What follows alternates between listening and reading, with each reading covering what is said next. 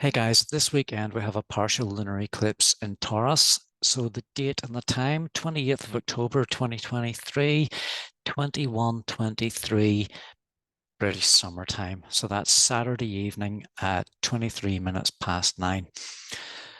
So with the full moon lunar eclipse at 5 degrees of Taurus, some information here about the eclipse itself. It's a partial eclipse and it's also a full moon. And the eclipse occurs within 12 degrees of 15 minutes of arc of the nodal points. And the nodal points are the ecliptic, where the sun and moon cross over. Okay, so that's known as the ecliptic, and that's where the nodal axis is. And the eclipse occurs whenever the sun and moon are within 12 degrees, 15 minutes of arc of the nodal point. And this one certainly fits the bill because it's about 11 degrees, 15 minutes of arc away from the nodal axis.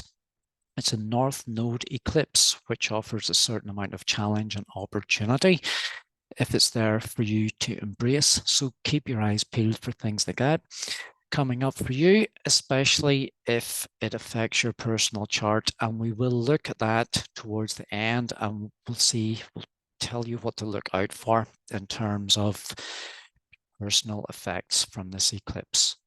So it belongs to a series, a Saros series of eclipses called Seven South. We're going to look at that as well.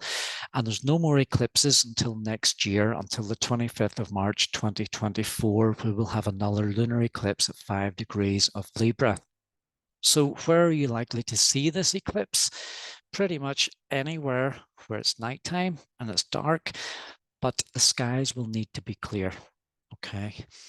The time of eclipse from the beginning to the end lasts 4 hours and 25 minutes. And for a lunar eclipse, we can expect the real-time events to occur anytime up until the 11th of March 2024. Now, I've worked that out by converting the hours and minutes into months and weeks and days. So that brings us up until approximately the 11th of March 2024 when we can. So if it affects your personal chart, this is when the eclipse is most potent up until that date.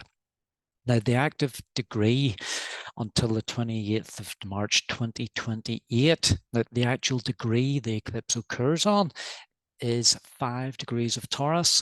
So this degree will be very active up until the expiry in years. So it'll be just under 4.5 years. The degree will be active until that. So if it affects the charts of any countries or nations, businesses, even personal, in your personal charts, the degree will be active until that. So that will be activated by transits from other planets to that point. So that's up until the 28th of March 2028. Okay. So what is an eclipse? It's an intense electromagnetic energy. It enhances the positive and negative polarity. So if we take the sun to be the electric part, the outer expression, it's your creativity, your output of expression, and the moon is more to do with the inner magnetic part of you, which attracts things to it. So it enhances, it speaks about the inner realm and your emotional parts of you and your feeling parts. It's where the inner meets the outer. Okay, so very intense times are these eclipses. So we have this lunar eclipse in the sign of Taurus, which is fixed Earth. It's solid, it's reliable, it's trustworthy. Taurus can represent the physical body. It can represent everything that belongs to you, your personal belongings, your possessions, your car, any luxurious items you have as well. Your finances, so your spend versus save. Taurus can represent beauty, pampering, luxury, and looking after yourself and looking after your body. Okay. Now, the polarity of this eclipse, because it's a full moon, the opposite sign to Taurus is in Scorpio. And we need to look at the axis of polarities here to see what kinds of energies we're really dealing with. So if we look at Taurus as the self, we can oppose that energy to the other. So that could be the significant other in your relationship. If you're in a relationship, it can be related to your individual needs versus your partner's needs. So there has to be a balance there somehow. It can be about surface value, that would be Taurus, and the hidden value, what's hidden deep underneath the surface, would be the Scorpio part. So Taurus could be your wealth and Scorpio can be your debt.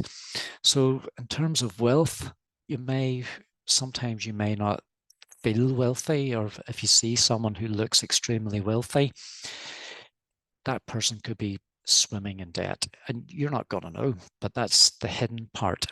uh, Things like that. Sometimes it takes debt to show wealth on the surface value as well.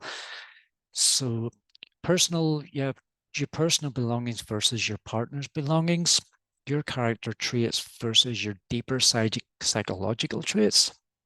So that speaks to inner work, what you can do, work you can do on yourself to acknowledge your deeper psychological traits and what kind of traits you want to build to show to the real world on the surface level, the physical level of life.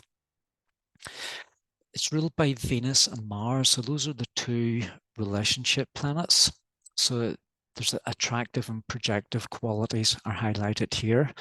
Conscious and unconscious traits, the known versus the unknown, your personal qualities versus your partner's qualities, life versus death, transformation, loving yourself and loving the other. And when you love yourself, well, you have to love yourself, obviously, because you need to respect yourself enough that you deserve a relationship. And when you're loving the other, sometimes it's not just about loving the good qualities a person has, but it's about acknowledgement of their weaknesses or their issues and what you're willing to put up with as well. So that sometimes that can hold a relationship together more so than how much you love the person. It's maybe about what you're willing to accept from the other person. Okay. But as always, we're looking at the positives in relationships, and that's what I want to do with astrology. It's always like looking at the positives and how we can live better lives and offer other people better lives around us as well, improving the situation in every circumstance. So the eclipse aspects, in this particular eclipse, we have Jupiter very close to the moon, only a few degrees away from the moon. So that enhances the energy of this eclipse in Taurus. So, and it gives it a nature of expansiveness, of overreaching, of wanting more. It highlights abundance, opportunity, growth, higher purpose, and the search for truth. So there's an educational, religious, spiritual feel about this full moon eclipse as well. And also being close to the North Node, you could be looking to challenge yourself in new ways, open new horizons, to expand your knowledge or how you see the world from a spiritual point of view, or how you can improve things, how you can take things to a new level through education, that kind of thing. It's about reaching beyond the self. So that's the aspect to the moon. If we also have the Jupiter opposite Mars, which is down here. Now that's an exact, well, almost an exact opposition. It's in the same degree, and that occurs at the same time as the eclipse. So Jupiter opposite Mars, it's an oppositional, so there's a relationship kind of theme there. There's like a toing or flowing kind of energy. And this can represent extreme action and sport, exercise, athleticism, the warrior energy. Because it's Mars, it's about what you're fighting for, what you're standing up for, what you're fighting against. Anger, sexual energy, and creative potential. So there's lots of, you're feeling angry, you're wanting to think about how you can turn that around and turn it into some kind of creative potential.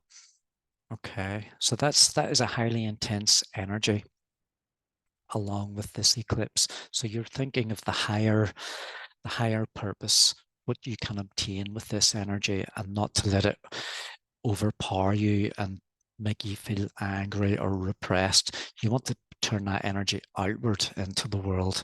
So, and if you need to burn off some steam, go for a run, go for a cycle, climb a mountain, do something energetic. Okay. So we also have the Sun, Mercury, Mars conjunction in Scorpio, highlighted at the bottom of the page.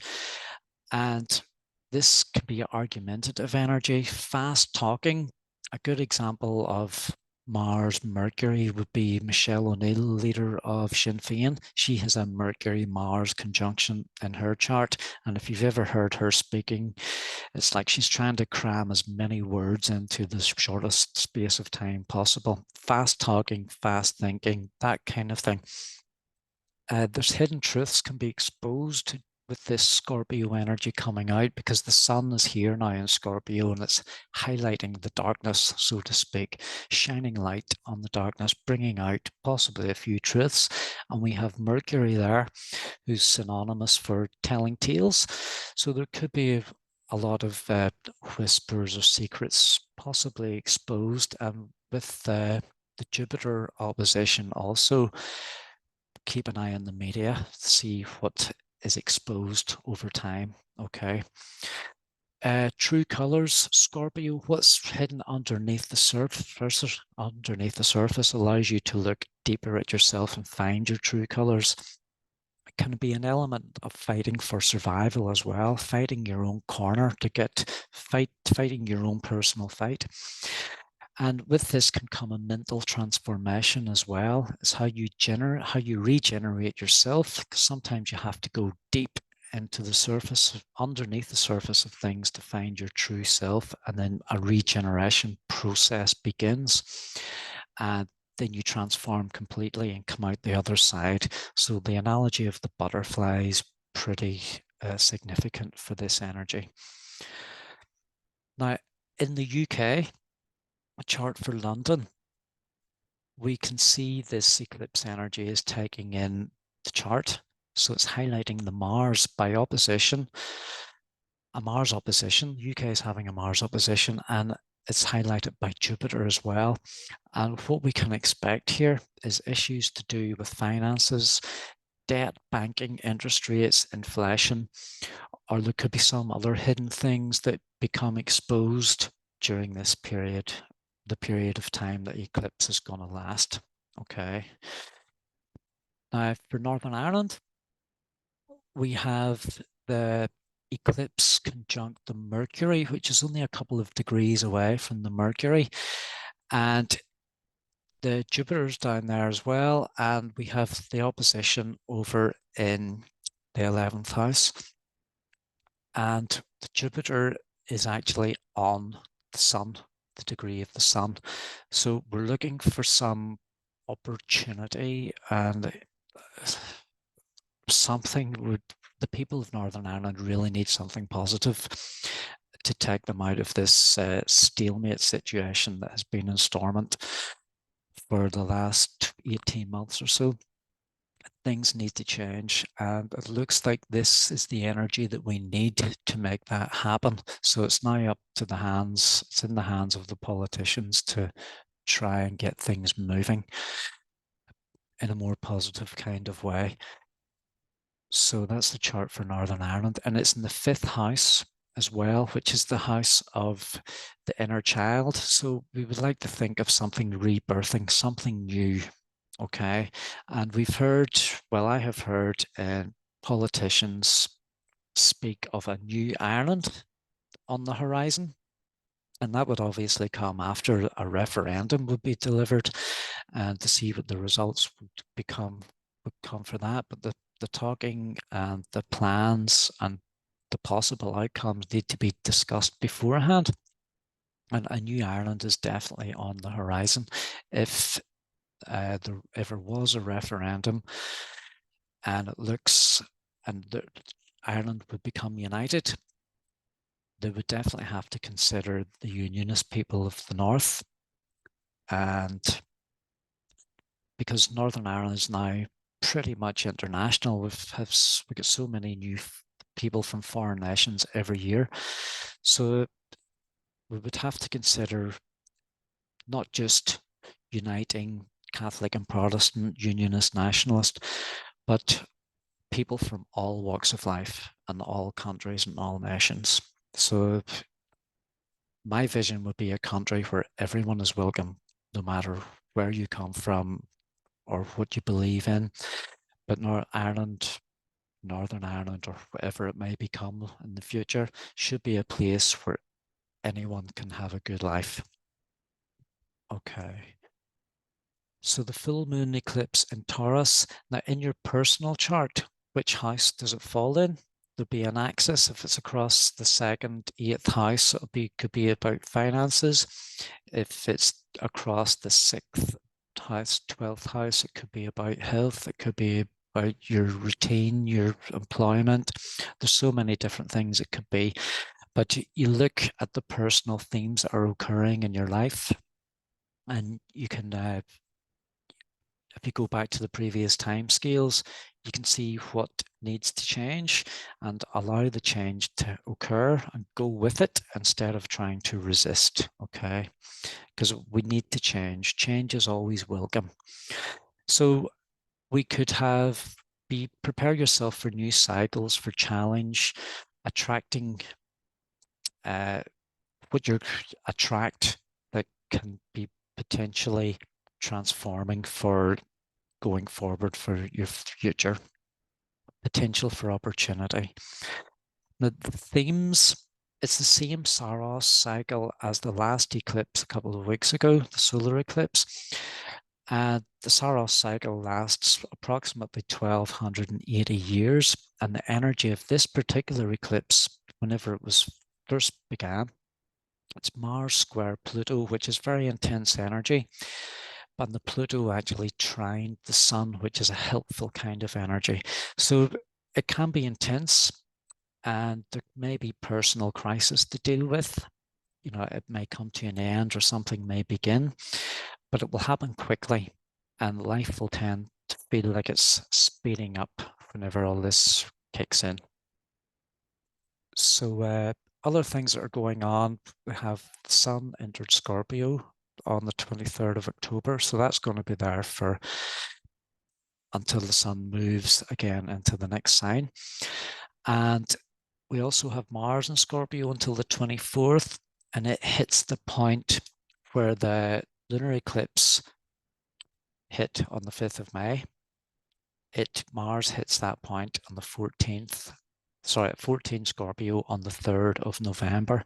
So this is probably going to be the ending of that energy from the previous eclipse. So everything that should have happened, was meant to happen, should now be in place or in the final stages. Okay, so we're looking towards the beginning of November for that. And Pluto is now direct as well since the 11th of October, and that went direct at 27 Capricorn. And Saturn will go direct on the 4th of November 2023. So that's happening at the same time Mars hits the eclipse point from the 5th of May. And then we have the next lunar eclipse on the 25th of March 2024 at 5 degrees of Libra. So I hope this has been helpful or informative in some kind of way. And if you want to drop a line or explore your own horoscope or birth chart at any point, by all means, get in contact and we can arrange that. If you want to show some appreciation, you can go to the link buymeacoffee.com and you can buy me a coffee or two, and it will keep me busy. The caffeine influx will keep me busy reading books and researching and keeping you up to date with astrology events. Okay, so thank you for that. and I hope you have a lovely, fantastic, beautiful full moon eclipse weekend. Okay, especially being so close to Halloween as well. So thank you.